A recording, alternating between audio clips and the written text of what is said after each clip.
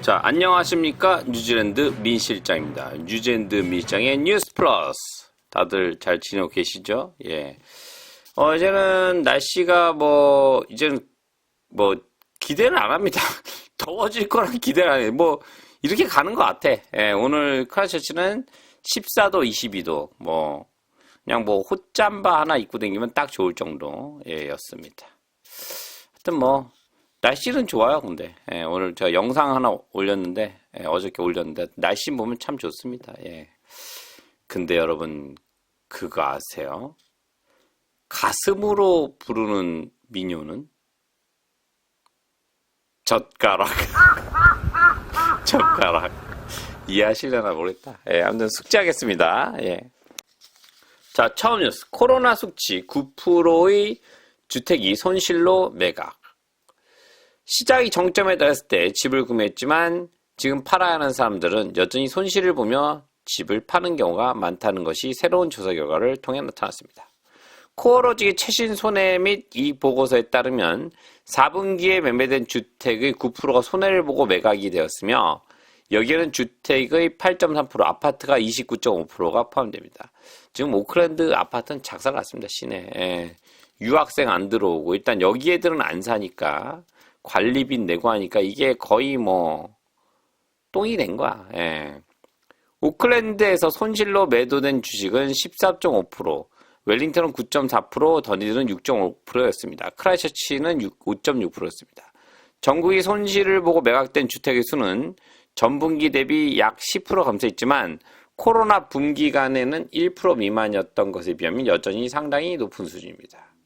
근데 코로나 때는 유동성 자금이 풀리면서 그게 먹고 살라고 준 건데 그게 자산시장으로 흘러들었기 때문에 그런 거를, 왜냐면 이게 보세요.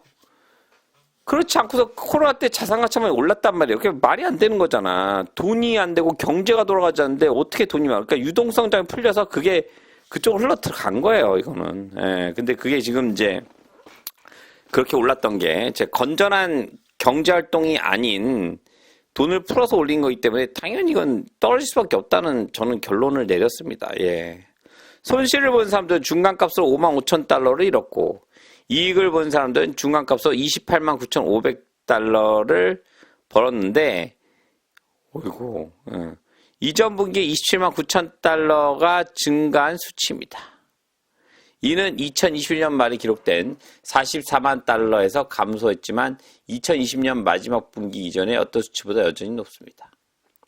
결정적인 요인은 사람들이 부동산을 얼마나 오래 보유했느냐로 보입니다. 수익을 낸 부동산은 평균 9년 동안 보유했고 손실을 본 부동산은 불과 3년 보유했습니다. 그러니까 9년을 보유해야 수익을 냈고 3년 정도 보유한 건 손실을 많이 봤다는 거죠. 예, 코로지 경제학자 켈빈 데이비슨 보유기간이 핵심이라고 말했습니다. 당연하지. 9년이면 인플레이션의 상승이 무조건 셉니다. 저거는. 예. 중간 수익은 여전히 사람들에게 상당히 크게 보일 수 있지만 보유기간이 지남에 따라 이익이 쌓인다는 것을 의미합니다. 일부 투자자의 주택시장이 침체되어 부동산을 더 오랫동안 보유하고 있다는 다고 그는 말했습니다.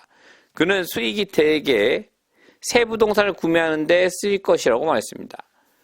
재판매 수익 빈도도 최근 증가하는 시장이 바닥을 찾을 수 있다는 것을 다른 지표 뒷받침하는데 이는 주로 최근 모기지 금리 하락 때문입니다. 하지만 그 부동산이 최고치에 비해 18% 하락해 상황이 여전히 나쁘다고 말했습니다. 상황이 조금 나아지고 있지만 이는 주택시장이 다른 곳에 보고 있는 것과 일치합니다. 반드시 상승하는 것은 아니지만 하락이 거의 멈췄으면 향후 몇 달간 전환점이 올 수 있음을 시사합니다. 여기서 이제 좋게 얘기하는 거죠. 예, 올 수 있다. 전환점을 해서 다시 올라갈 수 있지만 전 민 실장은 제 생각입니다. 이거 뭐라 하지 마세요. 저는 향후 몇 달 안에 박살이 날 것 같아. 예, 진짜로. 예. 그런 모든 분야에서 느린 변화가 일어나고 있다는 것 같다고 말했습니다. 아니 오를 여지가 없잖아 지금. 뭔가 오를 수 있다는 뭐가 그 있어야 되는데 여지가 없는데 어떻게 오르냐고. 예, 진짜로. 예. 하여튼 그거는 어쩔 수 없는 거죠. 예. 그런 모든 분야에서 느린 변화가 일어나고 있다는 것 같다고 말했습니다.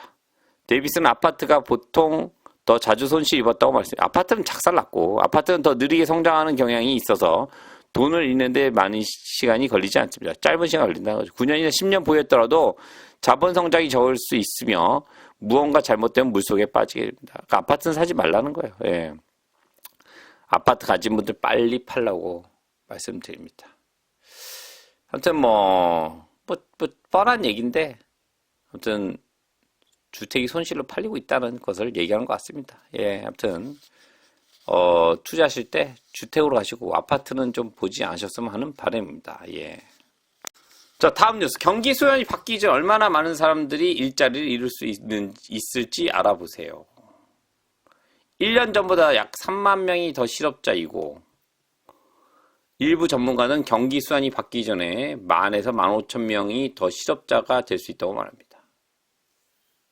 실업률은 연말에 5.1% 상승했고 2024년까지 사라질 것으로 예상되는 총 일자리는 33,000개에서 4,000개가 추가되었습니다.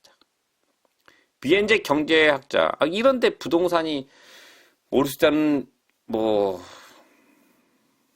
좋은 뉴스는 뭘까요? 예, 모르겠습니다. 일단 저는. 예, 비엔제 수석 경제학자 마이크 존슨은 실업률이 다시 하락하기 시작하기 전에 올해 중반에 5.5% 달할 것으로 예상한다고 말했습니다. 고용이 계속 감소한다는 이야기가 아니라 경제가 노동력의 성장에 걸맞는 충분한 일자리를 창출할 수 있는 기반을 갖추기까지 시간이 걸릴 것으로 예상됩니다. 맞아요. 예, 이 말이 정답 같아요. 예. 고용이 감소하는 게 아니라 이제 회사들이라는 게 건전해지고 고용 창출이 될 때까지 이제 시간이 걸릴 것으로 보인다 이거죠. 올해 대부분 노동 수요가 공급에 미치지 못할 것으로 보입니다. 실업률이 우리 예상 수준대로 정점에 도달한다면 가장 현재 실업자 수는 현재 15만 6천 명에서 15,000명 더 늘어날 것입니다. 인포매트릭스의 수석 예측가인 게리스 키어너는 올해 상반기 10,000명이 더 실업자가 될 것으로 예상한다고 말했습니다. 10,000명 더 나올 수 있습니다. 솔직히. 예.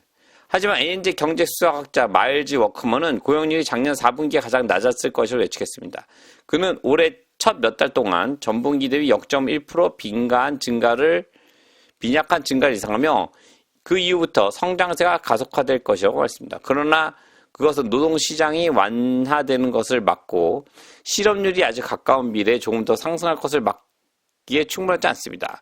노동공급은 성장을 조금 더 오랫동안 노동 수요를 앞지르며 그 결과 실업률이 높아질 것으로 예상됩니다. 아무튼 경기가 안 좋기 때문에 실업률이 늘어날 거다. 이거는 저도 그렇게 생각해요. 그러니까 이게 이제 문제가 뭐냐면 이제 융자지 융자. 예, 그래서 집 융자 못 갚고 이러면 이제 쓰나미가 나겠죠. 예, 근데 저는 빨리 이 시기가 지나가야 한다고 생각합니다. 예, 어쩔 수 없이 우리가 맞을 매라면 빨리 맞고, 예, 경제순환이 좀 빨리 작살나고 빨리 회복이 되기를 바랄 뿐입니다. 예, 그래서 얘기 드린 거예요. 그냥 그때 사이에 부동산과 투자하지 말고, 예, 조금 지켜보라고 말씀드립니다. 아무튼, 오늘 뉴스 어쨌나요? 예, 어떤 날 제가 좀 픽업을 했는데, 오늘 조금 뉴스가 눈에 띄는 뉴스가 없었습니다. 하여튼 이 두 가지 그래도 가장 한국 분들이 좋아하실 만한 걸 뽑았습니다. 하여튼 오늘 시청 감사드리고요. 다음에 또 이 시간에 좋은 정보로 찾아뵐 것을 약속드립니다. 감사합니다.